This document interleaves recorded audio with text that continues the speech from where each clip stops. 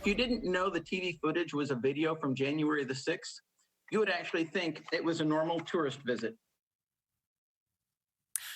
Former Georgia Republican Congressman Andrew Clyde, who called the insurrectionists tourists, even though there was actual photographic evidence of him barricading the House chamber doors. Not only did Clyde vote against awarding Congressional Medals of Honor to the Capitol Police, but Congressman Eric Swalwell tweeted today, get this, that Capitol Police Officer Michael Fanone, who was attacked by the insurrectionists, ran into Clyde today.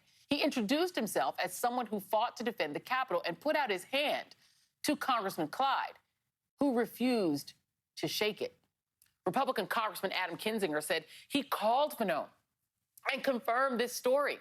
The Washington Post reports that Fanone came to the Hill today, the day after 21 House Republicans voted against the gold medal resolution in an effort to meet them and tell his story.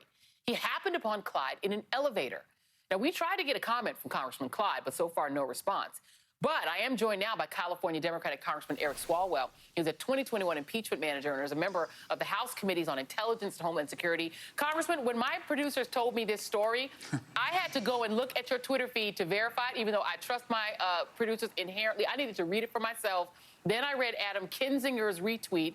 Unbloody believable. I'm just going to let you comment. How can that be possible that this officer, who's been on TV a lot, 9 whole minutes of him talking on CNN are available, so everybody knows who he is? Your comments on Clyde. I don't get it. Joy, to honor Donald Trump, you now have to dishonor the police. That's the only explanation I have for it. Officer Fanone and Officer Harry Dunn stopped by my office earlier today, just unannounced. They popped in, chatted with them for a while. They told me how much it hurt to watch the vote yesterday, where 21 Republicans voted against giving these hero officers the gold medals. And they said they wanted to embark on going to those offices to meet the members of Congress, tell them about their experience, and hopefully change their minds. And so Fanone called me about 20 minutes later after he left my office, and he was just enraged. He said, like, is this really how it works around here? The other part of this, Joy, I only had a couple hundred characters in the tweet. He said that Congressman Clyde, actually, after he refused to shake his hand, pulled out his cell phone and started recording Fanone like he was some sort of criminal that he had to document the interaction. That's just where these guys are right now. I saw Clyde on the floor, scared for his life, as all of us were, and I saw the brave officers who put their lives in front of ours and everyone else in that building, and this is just no way to treat them. Unbelievable. Yeah, let me ask you this. Let's just go back through this again. On the day of the insurrection, did Congressman Clyde go out and greet the protesters and high-five them and take selfies with them because they were just tourists? Did he go and greet them? No, I was actually grateful for what he did. He went and helped the Capitol Police barricade the main door into the House floor, which was, actually, that was heroic of him because he saw with his own eyes. He was up close and personal. But then what happens? Time passes. Donald Trump says it was just a nice day at the Capitol, and that's the new big lie that you have to accept. And by the way, you know who also did not go and confront the protesters, despite telling us just days before that she was going to bring her big gun to the Capitol? Lauren Boebert. She had that video 2 days before the insurrection that she was going to bring her gun onto the floor. No, she ran for her life, and you know who defended her? People like Harry Dunn and Mike Fanone. That's why they are worthy of our gratitude and worthy of those gold medals that they are all voting against. Absolutely. I mean, absolutely. This is the job we actually want police to do, to defend and protect people's lives. Like, this is what we want from police. Let me play for you Paul Gosar, another person who I don't know if you want to tell me if did Paul Gosar go out and greet the insurrectionists? Did you see? Okay. No. Here's Gosar talking about one of the people who was killed during the insurrection. Why hasn't that officer that executed Ashley Babbitt been named when police officers around the country are routinely identified after a shooting?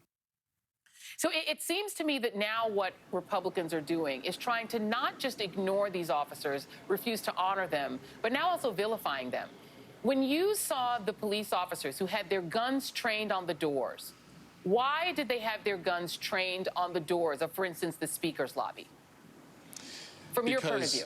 Yeah, well, and I was receiving the Capitol Police alerts right before that of what they did know, which was that pipe bombs were found live pipe bombs were found, that there were armed people coming into the Capitol, that intelligence had shown on websites that people intended to bring their firearms to the Capitol that day, and the mob had broken through 5 different perimeters. The last line was where Andrew Clyde stood, and just 100 feet on the other end of where Andrew Clyde stood, where Miss Babbitt was killed, was the other line where that officer had to resort to the deadly use of force to protect the dozens of members who were still on the floor. That officer is a hero. He saved lives. He's not an executioner, as Republicans are describing him as.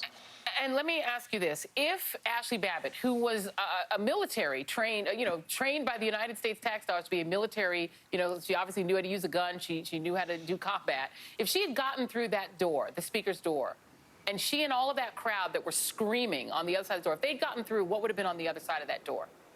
They would have killed my colleagues. And I saw that mob. I saw the colleagues who were left behind, who were the least mobile, and we were trying to figure out ways to get them out because it would require a stairway exit.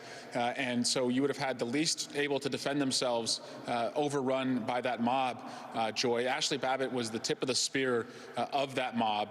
As Officer Fanone described, when he interacted with the mob, they tried to strip him of his gun. If that mob had gotten around the final police officers who were there, they would have done the same thing, and you would have seen dead members of Congress. So God bless that officer who saved us.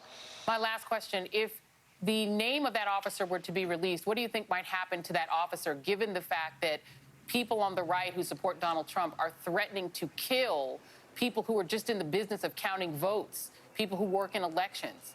Would it endanger that officer's life to release his name? It would absolutely put a target on his back. And by the way, that officer's been cleared, and that shooting has been deemed as a lawful, unfortunate shooting. And Joy, so now we have a Republican Party. Today, by the way, over double digits voted against recognizing Juneteenth. So it's a pro-slavery, anti-police party that is rolling with the cop killers right now. That's where we are here in Washington, D.C. Congressman, we spent a lot of time talking about police and issues of police abuse. The Capitol police officers who defended the Capitol are the ideal of the way that we wish police would behave all over the country and the way a lot of police actually do. They were brave. They did their jobs. They defended you. They defended your staff. They defended every member of Congress. God bless them. They deserve those medals. And if you voted against them, then you know what? Shame on you. That's right. Congressman Eric Swalwell, thank you very much. Up next, after taking us